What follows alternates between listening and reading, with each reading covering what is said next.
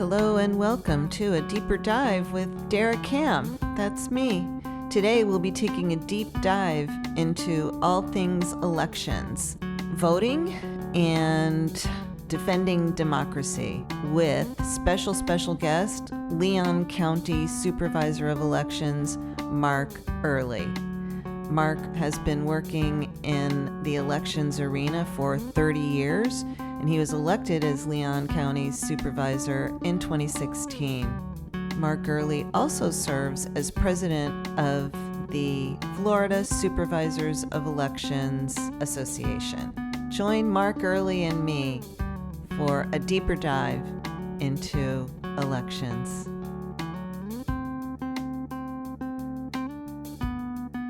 Some of this is very insidious. It's the threats of lawsuits. It's the language coming from offices on high, even here at the state level, that are essentially saying supervisors of elections can't be trusted. They're not doing their job. You're listening to A Deeper Dive with Dara, a podcast by City and State, Florida. Hello and welcome to A Deeper Dive with Dara Cam. We are very excited this morning to be joined by Leon County Supervisor of Elections, Mark Earley. Mark Earley is also the president of the Florida Supervisors of Elections. It's not called the association, but it is an association of the supervisors. So thanks for joining us, Mark. Good to be with you. My pleasure, Dara. Good to be here. So one of the things that I wanted to start talking about is we know the 2020 elections changed the way elections are perceived and the way voters think about elections. For the first time in our history, our nation's history, we have a president who has not acknowledged that he lost an election. Tell me, how did the 2020 elections change voting and voters? Yeah, as you say, the result of the 2020 election, I think, was very clear. It was very surprising and disheartening that the losing candidate in the presidential race did not accept the results at face value. But since then, we've done a lot of validation of those results, and there's been recounts and audits. We do very, very thorough audits here in Florida. And I think we've proved that those election results could be trusted. However, the change is that the misinformation as a result of that denial of the results has really undermined faith in elections. And so typically we're able to put one election to bed and move on with the next one. This election of the 2020 election never seems to end. We are now getting lots of public records requests demanding that we not destroy our current election materials that we've been retaining for 22 months for the 2020 general election because they're now threatening lawsuits. But the challenge period was 10 days after the certification of the 2020 general election results. At this point, I'm not sure what there is to challenge. Their candidate won in Florida, actually. So, right. What are they looking for? Won handily by Florida standards. Donald Trump won by more than 3 percentage point margin, which is considered a landslide by Florida's traditional election margins. Absolutely. I was here in the 2000 recounts. That was my 14th year in election, and things were incredibly tight. But once the results were called, the loser bowed out gracefully in the interests of our nation. So I think what's changed is really a belief in personality versus a belief in the Constitution. And that's very, very problematic, I think, for our country. It is especially problematic when the people who are making these claims of the election, the big lie, the election being stolen, that they often wrap themselves in the Constitution. So there seems to be some sort of a disconnect there. Yeah, there is. All of their concerns about elections are concerns we've had for decades. And Florida law and the Florida Constitution outlines how elections are to be conducted. We follow those laws very carefully. They have built-in security measures, built-in auditing that we've been doing, validation checks about vote-by-mail voters, automatic recount processes if things are close, a lot of transparency built into the system. So we've been concerned about these things for a long time, and we've put great measures in place as elections officials and the legislature, actually, the people that make the laws, to make sure that those security concerns are taken seriously and covered by procedure to validate the results of elections so that there's not some way for someone to do something illegal. And I think that's very important for these folks to know. I think in Leon County here where I vote, we maybe have it's a little bit different than it is in some other counties around the state where you're getting more, where folks are maybe more rabid about challenging election results or more distrustful or more openly distrustful about the processes. What are you doing to try to, you and other supervisors, Sure. What are you doing to try to reassure voters that their vote counts and that the process is legit as you're trying to run elections? Well, that's a good question. Yeah. So what we started doing, and we actually started in this process back in 2009, we've built a very, very transparent post-election audit system where we're not doing the minimum required, which is sampling, say, 1% of your ballots and counting those by hand. We have implemented a system here that is now being adopted by jurisdictions all across the state and is really also being used in South Carolina and Maryland to audit their entire state's elections. It started right here in Leon County. And effectively what it is, it's a 100% recount of every ballot with this completely separate certified system from your regular vote tabulation system. So we use two different systems to count every paper ballot and analyze every single oval in every election. If it's a close election and we're going to do a recount, there's a statute passed that allows us to use this once the rulemaking and the certification is complete for this little extra capability to do our official recounts that way in a very transparent, quick, cost-effective manner and a much more secure manner. But the audits themselves, we've been doing them that way for quite some time. They became legal in 2016. And so every election since 2016 we've audited, which is essentially a 100% recount anyway. And what do those results? What do those audits show in terms of accuracy? They show that our voting system is very, very exacting in its ability to count votes. It shows that there is no hacking of the voting system because we're counting the paper ballots with a separate system. They're not connected in any way, the two systems, programmed by completely different programmers. They're both offline, so it's 100% independent. The only thing they share are the paper ballots themselves. And while there's a minuscule amount of vote difference between the two, that's to be expected because the algorithm's analyzing these ovals, and oftentimes these ovals by voters are very poorly marked. I've seen them, yes. It's frankly surprising how accurate the results are. But this new system also lets you see the ovals themselves. You don't have to do these big recounts where you have to feed everything back through the same system that may have been compromised in the first place. You've already fed them through another system, and you can. The new thing it does is we call the vote visualization. You can see the ovals themselves. They're sorted by how well they're marked. You can see where there are no votes tabulated, but possibly there might be another vote there. Maybe they circle the name or what have you. The regular voting systems can't catch. Seems hard to argue with that. We think so. Yeah, so you alluded to this earlier, but what outward pressures are you feeling this year that you haven't been under before? Well, yeah, I mean, that's one of the biggest differences in elections overall is the lack of trust we're getting from certain groups and the constant demands that we either provide public records to prove that elections weren't falsified. And we're happy to do that. We're obligated under the Sunshine Statutes, but that's part of our job is providing that deeper insight. And we value that because that's part of the transparency. But when those demands get to be repetitive, disruptive, argumentative, because they're asking for things for security reasons that we can't give out, like, our whole database for the voting system. We can't give that out because that provides an avenue for enabling hacking of our system. So, some things we have to keep under lock and key. And that's just good security practice, Security 101. But now we're getting demands that we're going to be taken to court if we don't respond properly, and we have to retain things longer. And we need the space. We aren't flush with a whole lot of warehouse space to keep this vast amount of records from each election. We keep them for 22 months per statute, and we normally destroy them soon after because we're 22 months was Saturday. We've got a general election coming right down the pike, and we need to have room to prepare for that and store the materials from that election. So I'd imagine that your legal costs then have increased as well? They have. They've dramatically skyrocketed. This past year and a half, there's been, frankly, more legal cases than I've ever seen, even before I was a supervisor, from our previous supervisor when I worked here. Wow.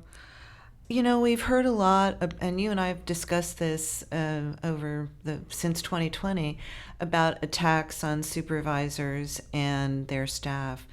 Can you tell me what's going on in, like I said, Leon County maybe a little bit, not so much, but what are your other supervisors and you and your workers facing? Yeah, we haven't had some of the direct and most violent threats towards us that some other supervisors have.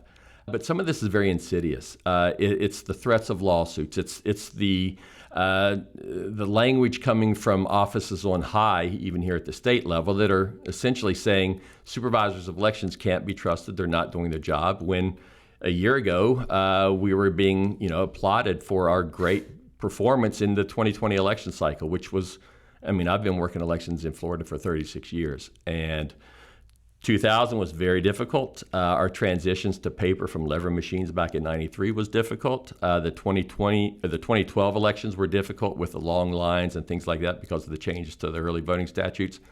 But nothing has been like the 2020 elections, and really the language, the rhetoric afterwards, that's just inflaming opinion. And I don't necessarily fault the folks out there that are concerned. I would be concerned too. I think a lot of these people are true patriots, and they're really believing the lies that they're being told about how we aren't fulfilling our duties for the Constitution and for the voters. But that's what we do every single day, and we've been doing it for years and years. And there's really no way to move that needle, is there? So far, it doesn't seem to be. We've tried to be open and transparent. We're trying to get the word out about these audits, which many counties now are adopting, which I think is a much better audit. Some of our naysayers early on in this, that we don't really need this, are now jumping on board saying, wow, we see why this is so important. And certainly it's become much more important since all of the divisiveness since 2020. So that's where we're at. And it's hard to get workers for polling places. Right. We're losing staff, some of our most dedicated, experienced staff. We're frankly losing supervisors of elections. Either some have recently resigned, some have resigned about a year and a half ago. Mm-hmm. Their replacements are oftentimes saying, wow, I had no idea how hard this job was. You folks, you're in that slowly boiling pot of water, and you don't realize how hot the temperature is right there, and they're not going to run again. So it's a tough place to work. I'm not asking for pity. We love what we do, but the problem is we're losing great talent and great experience when we most need it. Because they're just throwing their hands up and saying, I don't need this. This is not, it's taking too much of a toll on my psyche. Absolutely, yeah. When your health starts to suffer, your family are under threat. You can't go out, amongst your community without being insulted or being fearful. Your staff's afraid to leave after dark to go out to their cars. It's a tough place to work. Is it hard to recruit poll workers now too? Yeah, it's hard to recruit and retain poll workers because it used to be something they took a lot of pride in. But now, even amongst their community groups, they're looked on with derision. How can you be part of this machine that's subverting the will of the people when really we're protecting the will of the people? So much has changed since I first started voting and started covering elections. One of the things about the big lie is that candidates now are sort of proactively setting the stage for rejecting or not accepting election results in 2022. What do you anticipate is how that's going to play out after the election, and what can be done to try to combat that, if anything? Well, yeah, I think you're exactly right. People are saying, unless I win, if I don't rigged. win, you can't trust the elections. Right. Yeah, it's rigged. That's the only way I can possibly lose. Well, that's just ridiculous. Florida has some of the closest elections always in the nation. Every vote counts. If you want to win, get your voters out and get them to the polls and get your ballots counted. And if you lose, you didn't do as good a job as your opponent. That's just the way it works. So to get ready for this, like I say, a lot more people are adopting our audit process because I think it gives very good transparency. But we're always dotting our I's and crossing our T's as far as a chain of custody, making sure that we follow every single rule and statute, and make sure that we can prove that in court, frankly, because we see the potential. I've been involved in lawsuits, throughout my career, either as part of the support staff or as a supervisor. And I think we do very good in court. And the folks that are challenging these elections, if they're not getting laughed out of court, they're getting dismissed early on because there's just no substance to these accusations. And we can back up our processes, night and day. What can you say about your office being contacted by the new, everybody's calling them the elections police, the elections crime unit? Can you talk about that interaction?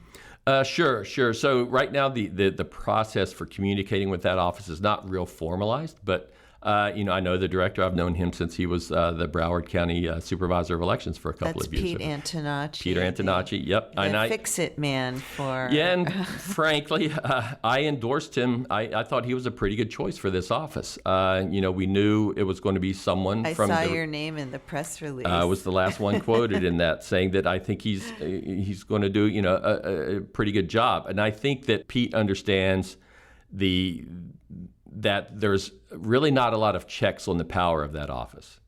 And that can, the office can be done for good, or those, unbalanced power can be intimidating to voters, to supervisors. And so as part of my recommendation for him, I suggested that Pete does understand the importance to have a reserved application of those powers and be judicious in how you do that. And so I think he's basically taken that tack. He's certainly facing pressures from other folks within the government to, do something concrete and, show that Florida is taking action. And there were 20 arrests. There's other folks earmarked for potential investigations. Of those folks, did they follow the exact letter of the law? Well, they registered, it appears, in many instances when they did not have their eligibility rights restored. And they may well have voted when they were not eligible. That's really happened throughout elections. There's been very close elections where it was shown that ineligible voters voted, but the results stand because there's a very defined process in how and when we take folks off the rolls. There is no pre-vetting really for when somebody newly registers. They sign an oath on their registration form and check boxes saying they are eligible. And we are required by statute to take that at face value. Once they're on the rolls, there is a vetting process or a comparison, really, between felons lists from multiple different sources that the state is required to do. The state, Department of State, Division of Elections. I want Sure. you to walk us through that very carefully, because I think that's where these arrests, and then I would like to talk about the felons voting issue. But Sure. There is confusion, I believe, in who's responsible for vetting the voter registration. So you want to register, you're either at the DMV or something, you're at a park and people are handing you something. Yep. The person is responsible for filling it out, for saying whether they're eligible or not. Felons voting is a very complicated situation now in Florida. But I didn't mean to interrupt you, but I really exactly. want you to walk us through this, because I think it's very important. I know it is. Yes, it is. And you say there's a lot of confusion amongst supervisors and, frankly, amongst the staff at the Division of Elections, and I think at the Secretary of State's office and the Director of the Office of Election Crimes and Security, Peter Antonacci. There's no confusion amongst any of us about how this process works. It's been in place for many, many years with very few changes. Amendment 4, the passage, and then the implementing legislation the following year made it more difficult to do the investigations to decide whether a convicted felon had their eligibility rights restored or not. That's the big problem here. Amendment 4 was intended to restore voting rights to felons who've completed their sentences. The implementing language that the legislature passed to enact the constitutional amendment required that felons pay fees and fines and costs associated with their convictions to be eligible to vote. And part of the confusion about that, or part of the problem with that, is that in very old convictions, oftentimes it's very difficult to ascertain whether someone, who they owe money to, whether they've paid it, how much they've paid. And so, the judiciousness of that requirement is a discussion for another time. But that I just wanted to explain to listeners a little bit. I'm sure they all our smart listeners already know about that. But anyway, so back to how you discern, who discerns and how you discern. So in the first instance, when they're first getting registered to vote, frankly, it's the voter making an attestation or affirmation by signing that oath and checking those boxes that they are eligible. And if they had been convicted of a felony, their rights have been restored. As supervisors, I don't know any supervisor, and it's been said that we're signing up murderers. Yeah, here's a voter registration application, fill it out, and you can go vote. That's not happening. Supervisors of elections are very careful to always say, if you have any doubts about your eligibility, check it out. Don't sign the form because it's you could be convicted of a third degree. It's a felony. Yeah, right. Yeah, and we don't want these folks to just get another felony on their records, and I don't think they want one either. They just finished fulfilling all their obligations to the best of their knowledge. But as you pointed out, it's a very confusing process.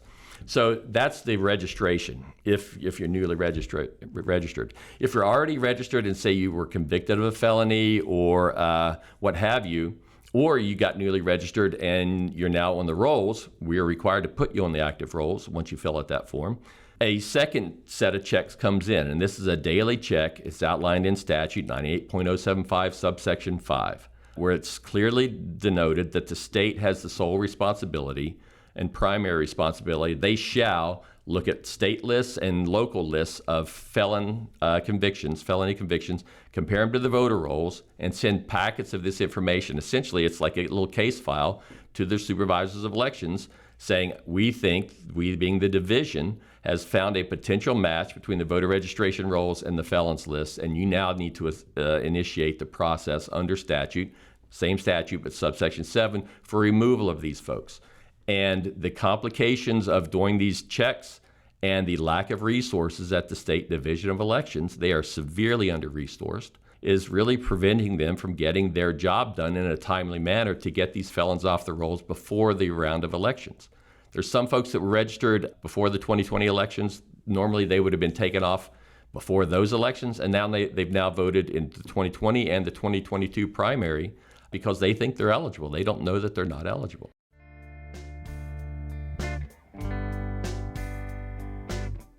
We'll be right back with Leon County Supervisor of Elections, Mark Earley.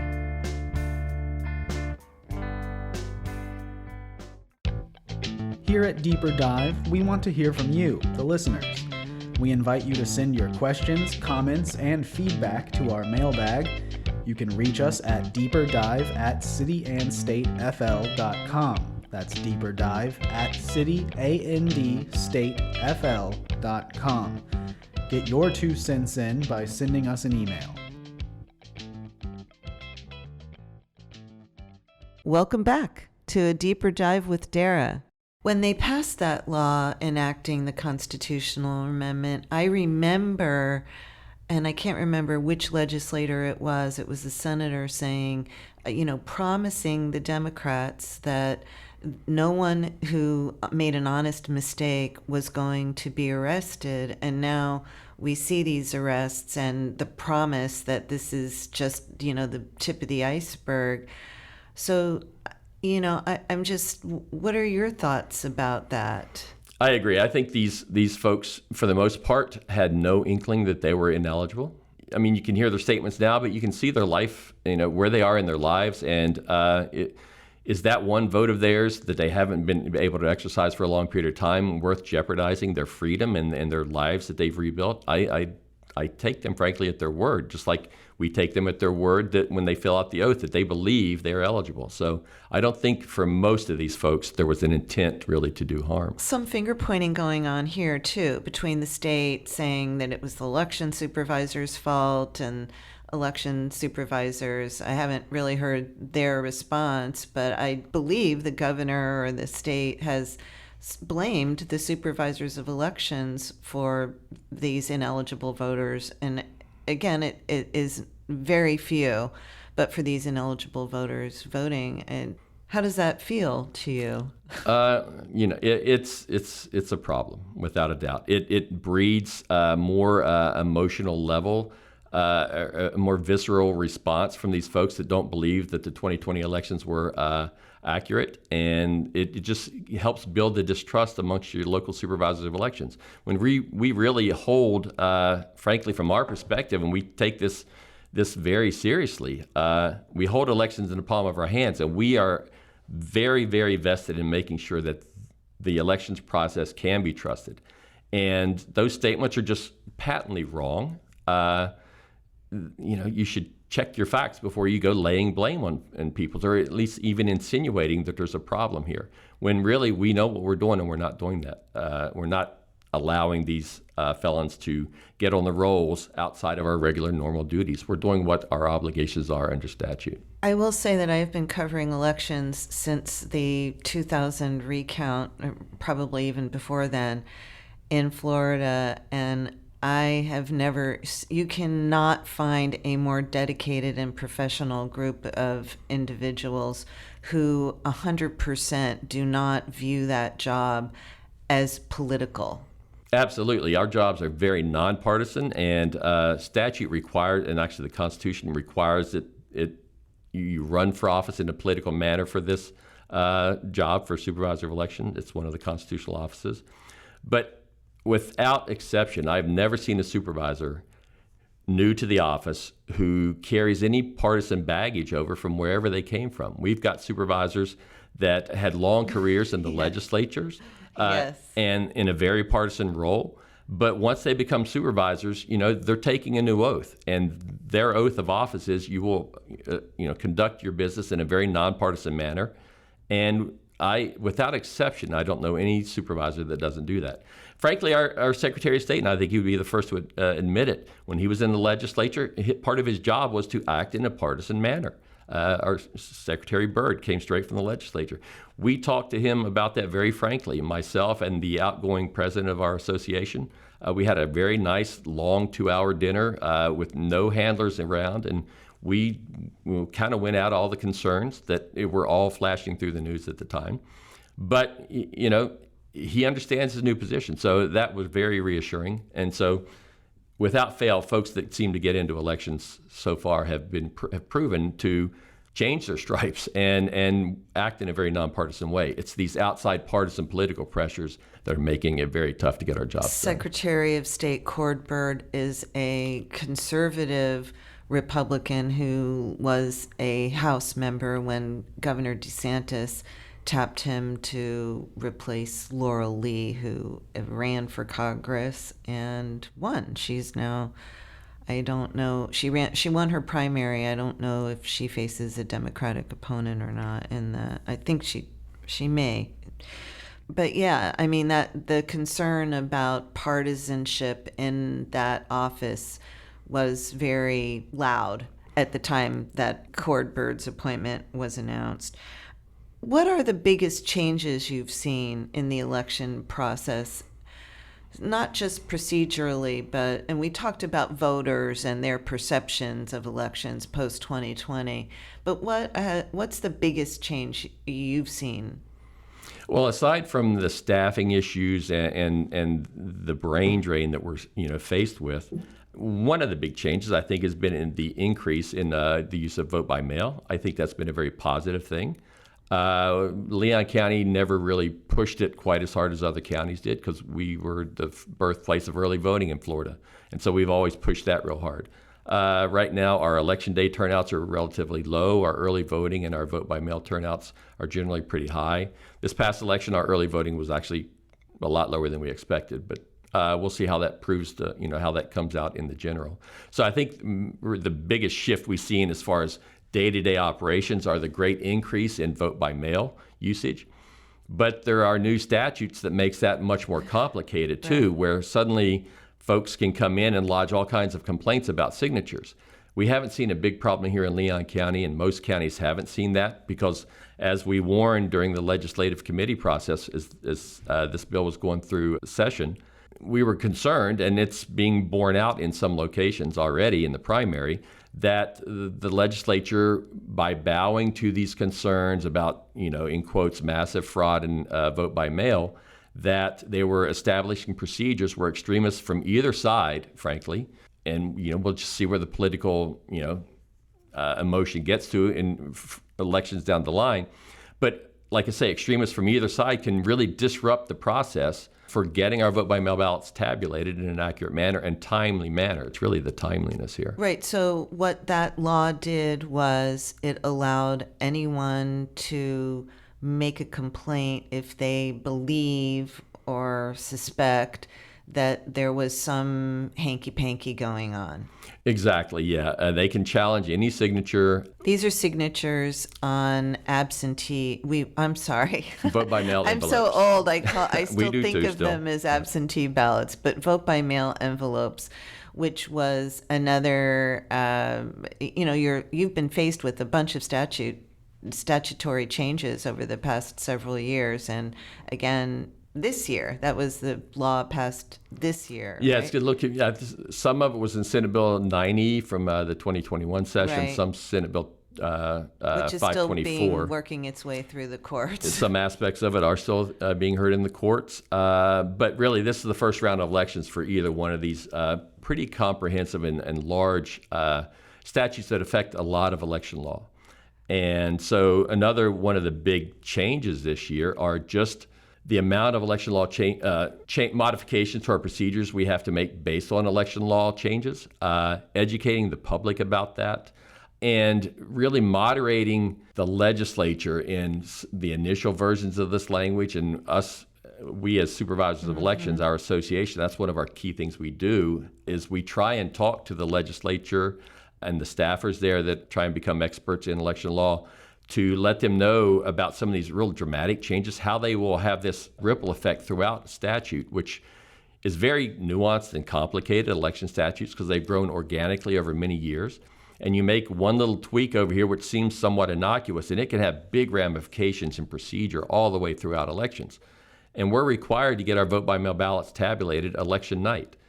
We don't want to look like Pennsylvania, and Pennsylvania has their own statutes, but if you allow disruptions in our ability to tabulate these ballots or get them approved so we can start counting them, then you're asking for trouble. And this past election, the primary election, I think there were 6 counties that were unable to get the results certified on time, the first unofficial results, and they didn't meet their deadlines because they were still having signature challenges. Wow. And so this misinformation that is ramping up the emotional levels and getting folks in people's offices, and they're very demonstrative. They're very, they're very they're very in your face and very upset, and they, don't take no for an answer when we aren't allowed to do something by statute, or we just don't have the capability because we have to get other parts of our job done. It gets to be very difficult to get everything done in a timely manner and follow all of our requirements under statute. What was the hardest part then? You mentioned that ability to challenge the signatures. There was the drop box changing, requiring the drop boxes to be manned or by a live person all the time, and restricting the hours that they can be used. There was a lot of more focus probably by people like me on that component of the law than on the signature challenge. Is that an issue now in some counties or not? I mean, some counties are quite large. Right. So for Leon County, and I think for many, many counties, the changes around the drop boxes, really it was a name change. Most of us. Oh, that's right. They're not called they're drop secure ballot boxes intake anymore. stations I now. forgot. Yes. What are they called? A secure ballot intake station. Oh my God. Yes. Okay. So other than having to put a new label on it, and it was kind of expensive to get that done, several thousands of dollars, because we had that written up everywhere, and we had labeling on our tents that cover these things so the staff's not sitting in the sun when they're manning these stations, and on the boxes themselves. So there was a lot of different signage about it. We had to change all of that, so that got to be pretty expensive. It was a nuisance making sure that we communicated, and it's more than a nuisance. there's confusion amongst the voters about whether they can trust vote by mail. And that's being undermined by all the signature verification demands that are slowing the process down and making it hard to get our jobs done, and potentially leading to more vote by mail ballots being denied for tabulation when really they're valid ballots. But also with the secure ballot intake stations or the drop boxes. Are they allowed to use that? Should they, should they put their ballots in the mail? Frankly, it's much more secure to put your ballot in one of our drop boxes than it is to put it through the mail stream. Mm-hmm. I mean, that's just common sense. And some counties, especially some of the more rural counties, had these drop boxes, and they were for all kinds of elections materials. And they'd been in place outside their doors for years and years and years. Now they had to take them up.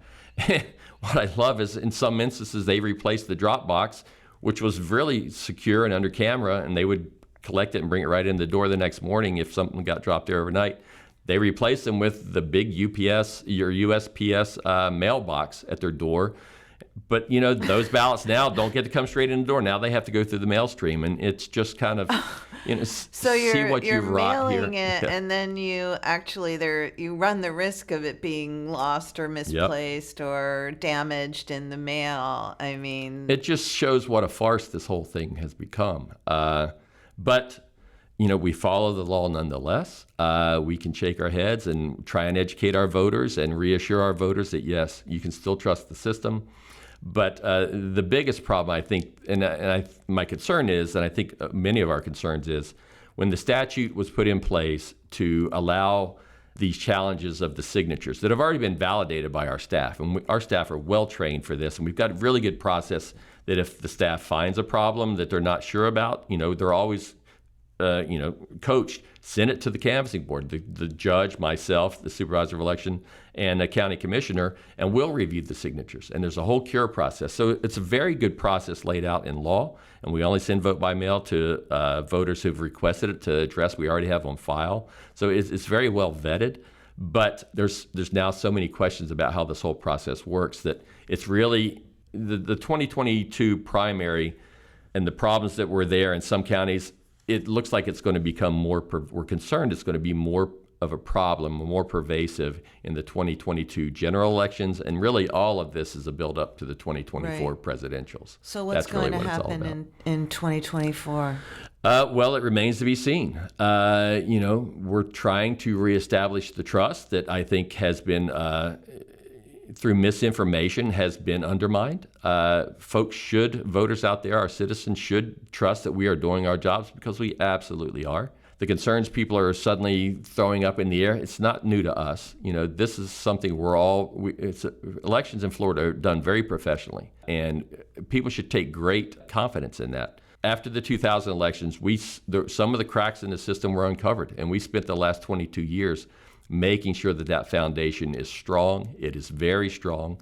These new laws, while they're geared towards, making sure that, we're trying to make sure that there's not some future problem that creeps out.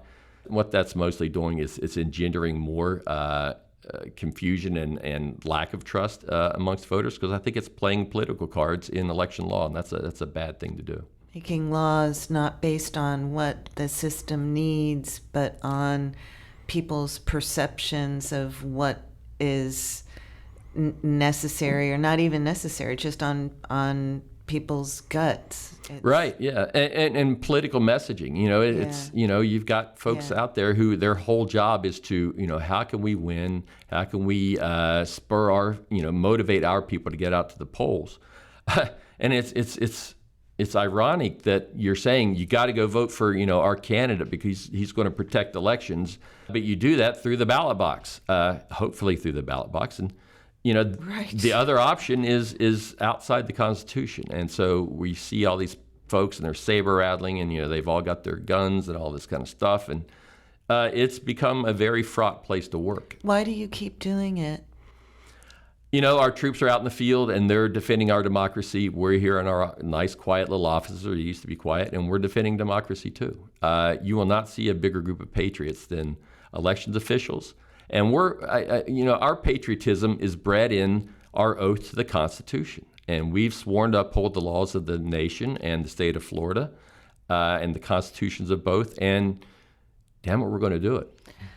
Well, Mark Earley, defender of democracy, Me and all my colleagues. thank you so much for joining us today on A Deeper Dive. It has been a pleasure, as it always is, chatting with you.